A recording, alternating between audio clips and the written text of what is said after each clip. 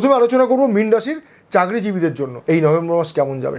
আপনার রাশির অধিপতি হলো বৃহস্পতি, আর ভাগ্যের চাবিকাঠি রয়েছে মঙ্গলের হাতে। কর্মকে নিয়ন্ত্রণ করছে স্বয়ং আপনার রাশির অধিপতি বৃহস্পতি।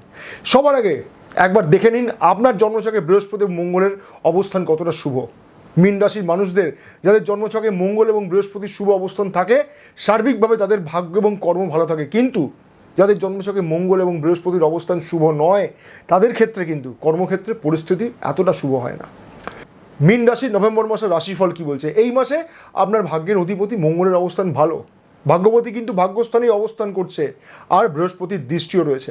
সুতরাং যারা চাকরিজীবীরা আছেন তাদের জন্য অনেক দিন পর একটা দারুণ সুযোগ আসছে। আপনার কর্মক্ষেত্রে উন্নতি কেউ আটকাতে পারবে না। যাদের প্রমোশন আটকে ছিল, এই সময় প্রমোশন হওয়ার প্রবল সম্ভাবনা। নতুন চাকরির জন্য যারা অপেক্ষা করছিলেন, একটু বেটার অপশান চাইছিলেন, তাদের জন্য এই সময়টা সার্বিকভাবে ভালো। তবে আপনার কি মনে হয় সব মীন রাশির মানুষরা এই সুযোগটা পাবে? না, পাবে না।